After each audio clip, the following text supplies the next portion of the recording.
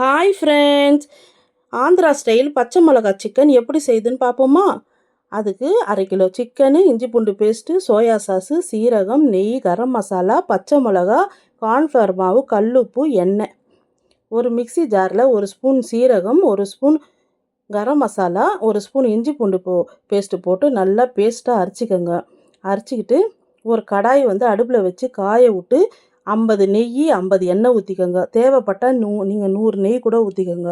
ஊற்றிட்டு பச்சை மிளகா நீட்டாக அறுத்துக்கிட்டு அதையும் அதில் போட்டுக்கோங்க. ஒரு 50 பச்சை மிளகா போட்டுட்டு நல்லா அதை நெய்யிலே நல்லா வதக்க விட்டுட்டு இஞ்சி பூண்டு அந்த சீரகம் பேஸ்ட்டும் அதில் போட்டு கொஞ்சம் சோயா சாஸு 1 ஸ்பூன் போட்டுக்கோங்க.